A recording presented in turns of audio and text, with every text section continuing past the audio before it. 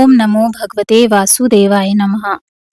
ओम पितृगणाय विद्महे जगतधारिणे धीमहि तन्नो पितरो प्रचोदयात्। भादव मास की अमावस्या को भादव अमावस्या, पिठोरी अमावस्या या कुशग्रहणी अमावस्या भी कहते हैं। आज की इस वीडियो में हम श्रवण करेंगे अमावस माता की कथा। कहा जाता है कि अमावस के दिन अमावस माता की कथा जरूर सुननी चाहिए। भक्ति और श्रद्धा के साथ इस कथा को सुनना हर मनुष्य के जीवन को मंगलमय बना देता है। तो आइए मन को एकाग्र करके हम सब मिलकर श्रवण करें भादव मास अमावस्या व्रत कथा का। पौराणिक कथा के अनुसार एक गांव में सास और बहू रहते थे। उनका बेटा विदेश कमाने हेतु गया हुआ था। सास और बहू मिलकर दोनों प्रसन्नता पूर्वक रहते थे।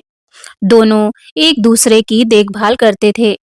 एक दिन बहू ने खाना नहीं खाया। तब सास ने बहू से पूछा, बेटा आज तुमने खाना क्यों नहीं खाया है? तब बहू कहने लगी, सासू माँ आज मेरा अमावस माता का व्रत है, इसीलिए आज मैंने खाना नहीं खाया है। तब उसकी सास ने पूछा, बेटा यह व्रत कैसे किया जाता है और इस व्रत को करने से किस फल की प्राप्ति होती है? मुझे भी इसको विस्तार पूर्वक समझाओ। तब बहू ने कहा, सासू माँ अमावस्या का व्रत करने से पुण्य फलों की प्राप्ति होती है। घर में धन्य धान भरा रहता है, सुख शांति बनी रहती है, अटल सुहाग का आशीर्वाद प्राप्त होता है, पुत्र की प्राप्ति होती है। और इसी तरह से 3 पनौती अमावस माता का व्रत रखा जाता है। इस व्रत में हर वर्ष अलग अलग खाना खाया जाता है और भगवान विष्णु जी के मंदिर में चढ़ावा चढ़ाया जाता है या फिर किसी ब्राह्मण देवता को दान दिया जाता है। इस व्रत में पहले वर्ष शक्कर, घी और चावल से बना खाना खाया जाता है।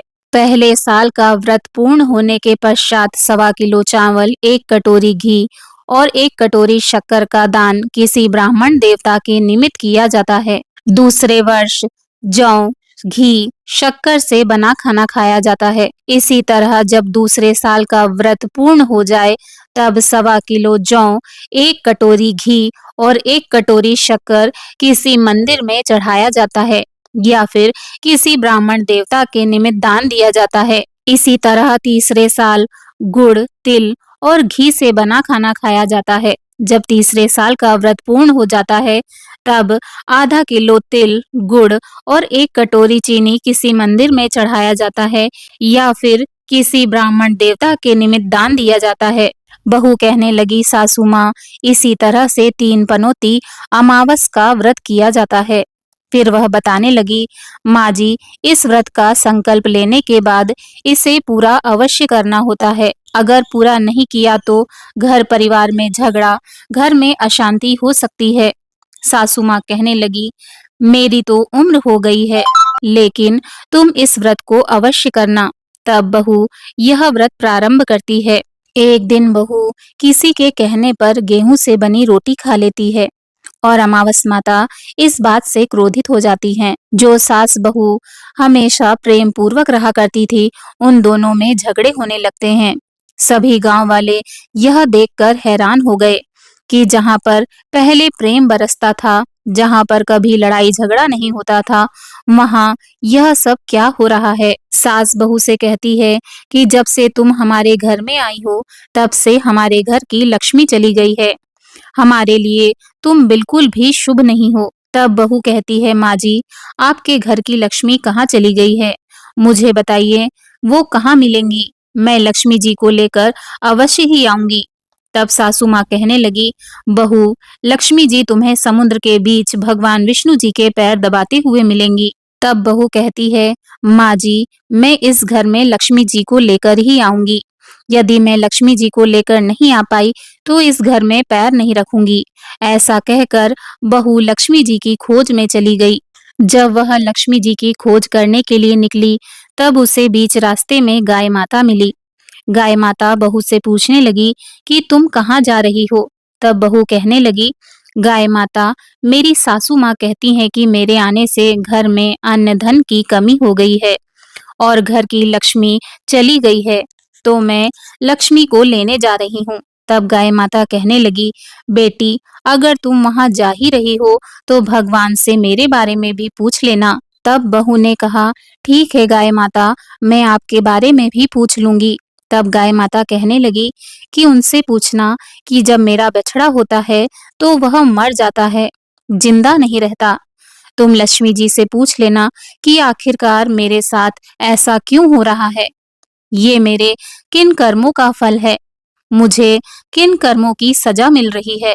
तब बहू कहने लगी, गाय माता, मैं आपके बारे में जरूर पूछ लूंगी। ऐसा कहकर बहू आगे बढ़ गई। जब आगे बढ़ी तब रास्ते में उसे एक घोड़ी मिली जिसके गले में घंटी बंधी हुई थी। घोड़ी ने भी कहा, बेटी, तुम कहाँ जा रही हो।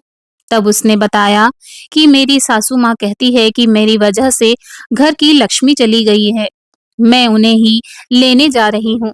तो घोड़ी ने कहा, तो बेटा, मेरे दुख का निवारण भी लक्ष्मी जी से पूछ लेना। तब वह कहने लगी कि मैं जरूर पूछ लूंगी। ऐसा कहकर मार्ग में आगे जाते ही बहू को एक अंधा बहरा वृद्ध व्यक्ति मिला। उसने भी बहू को अपनी समस्या बताई और उसका निवारण पूछने के लिए कह दिया।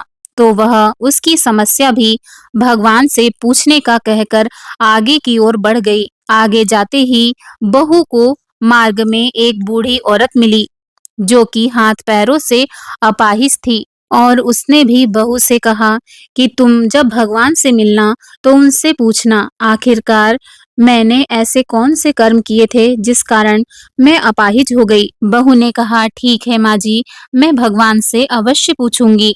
फिर आगे मार्ग में बढ़ गई। आगे जाते जाते बहू बहुत थक गई और एक आम के पेड़ के नीचे बैठ गई। तब आम का पेड़ बहुत खुश हुआ और खुश होकर बहू से पूछने लगा, बेटा, तुम कहाँ से आई हो और कहाँ जा रही हो।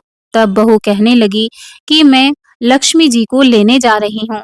तब पेड़ ने भी अपनी समस्या भगवान से पूछने के लिए कहा और पेड़ ने कहा कि भगवान से पूछना कि मेरे पेड़ के फल खट्टे ही क्यों होते हैं। इस बारे में बहू रानी भगवान से जरूर पूछ लेना।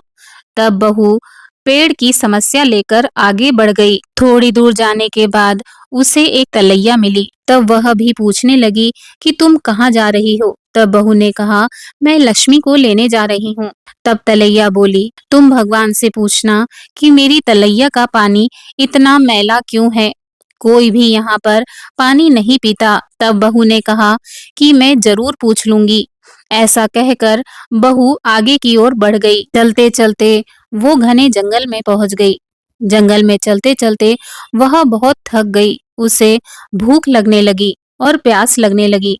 उसने बहुत दिनों से कुछ भी खाया पिया नहीं था।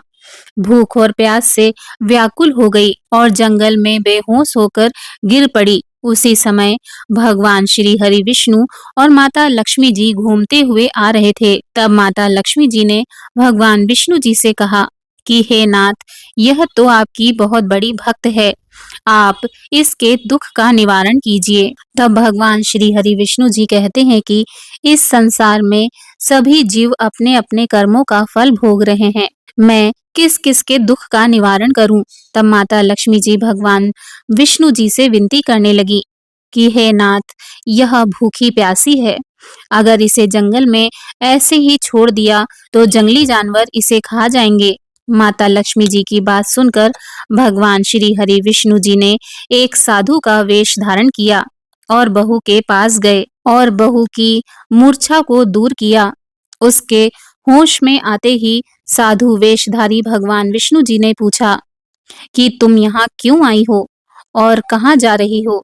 तब बहू ने सारी बात बता दी। उसकी बात सुनकर भगवान श्री हरि विष्णु जी और माता लक्ष्मी अपने स्वरूप में प्रकट हो गए और उनके साथ ही अमावस माता भी प्रकट हो गईं। बहू यह सब देखकर उनके चरणों में गिर पड़ी और उन्हें प्रणाम करने लगी। तब अमावस माता ने बहू से कहा कि बेटी, तूने मेरे व्रत को खंडित किया था, इसी कारणवश तुझे सजा मिल रही थी, लेकिन अब मैं तुझसे प्रसन्न हूँ और मैं तुम्हें क्षमा करती हूँ। अब तुम घर को जाओ, तुम्हारा घर अन्न और धन से भर जाएगा। तुम्हारा घर सुंदर महल में बदल जाएगा और तुम्हारी सभी मनोकामनाएं पूर्ण हो जाएंगी। यह सब होने के पश्चात बहू ने रास्ते में जो भी उसे मिला था, उनके दुखों का निवारण करने के लिए भगवान से विनती की। भगवान श्री हरि विष्णु जी कहने लगे कि गाय ने कभी अपना दूध किसी को नहीं पिलाया, इसी कारणवश उसके बछड़े जिंदा नहीं रहते, तो उसका दूध पी लेना। इसके पश्चात उसके बछड़े जिंदा रहने लगेंगे। और घोड़ी पिछले जन्म में आटा पीसने वाली महिला थी। वह किसी को भी आटा पीस कर नहीं देती थी, इसीलिए उसके गले में चक्की के पाटे बंधे हुए हैं। तुम जाकर उसके पाट खोल देना, वह बिल्कुल ठीक हो जाएगी। और वह बुजुर्ग कभी भगवान के मंदिर में नहीं गया, कभी उसने भगवान के भजन नहीं सुने, कोई कीर्तन नहीं किया, तो उसे ले जाकर मंदिर में दर्शन करवा देना, इससे वह ठीक हो जाएगा। और वह जो अपाहिज वृद्ध महिला है, उसने कभी भी अपनी जवानी में दान पुण्य नहीं किया और इसी कारण उसे यह सजा मिली। तो मुझसे कुछ दान करवा देना, तो उसकी विकलांगता दूर हो जाएगी और वह ठीक हो जाएगी। और वह आम का पेड़, उसने तो कभी अपने पेड़ के आम किसी बच्चे को खाने के लिए नहीं दिए, इसी कारण उसके सभी आम खट्टे होते हैं। अब तुम उस पेड़ का आम खा लेना और फिर इसके पश्चात उस पेड़ पर आने वाले फल मीठे हो जाएंगे। और तलैया का पानी पिछले जन्म में देवरानी जेठानी थी, वह आपस में झगड़ा किया करती थी, इसीलिए उसका पानी मैला है। तुम जाकर उसका पानी पी लेना, तो वह तलैया शुद्ध हो जाएगी, फिर लोग वहां आकर पानी पीने लगेंगे। इस प्रकार बहू ने भगवान श्री हरि विष्णु, माता लक्ष्मी और अमावस माता को प्रणाम किया और उन्हें धन्यवाद दिया और अपने घर के लिए निकल पड़ी। रास्ते में उसे जो जो भी मिला था, उन सब की समस्याओं को भगवान के कहे अनुसार वह दूर करती हुई चली गई। सभी ने उसे ढेर सारा आशीर्वाद दिया। बहू के घर पहुंचते ही उसका टूटा फूटा घर सुंदर महल में परिवर्तित हो गया। उसके घर में अन्न और धन के भंडार लग गए। अब बहू ने अपनी सास से कहा, सासू माँ, आपने सच कहा था कि मैं आपके लिए शुभ नहीं हूँ। मेरे जाने से आपके घर में लक्ष्मी आई है। अब आप यहाँ पर प्रसन्नता पूर्वक रहिए, मैं मरने जा रही। सासू माँ ने कहा, बेटी, यह सब तुम्हारे अमावस माता के व्रत करने का फल है जो हमें प्राप्त हुआ है। तो अब तुम यहीं पर रहो, तुम कहीं नहीं जाओगी। इस प्रकार सास और बहू खुशी खुशी रहने लगे। और थोड़े दिनों पश्चात ही सास का बेटा भी विदेश से वापस लौट आया। तब उसने देखा कि घर में खूब धन और दौलत के भंडार हैं। तब उसकी माँ ने उसे सारी बात बताई। इसी प्रकार वह तीनों लोग खुशी खुशी रहने लगे और तीनों मिलकर अमावस माता का व्रत रखने लगे। प्रेम से बोलिए, अमावस माता की जय। हे अमावस माता, इस कथा को कहने वाले, सुनने वाले और हुकारा भरने वाले सभी भक्तों के घर में धन्य धान के भंडार भरना, सभी की रक्षा करना, सभी की मनोकामना पूरी करना। प्रेम से बोलिए, जय माता की।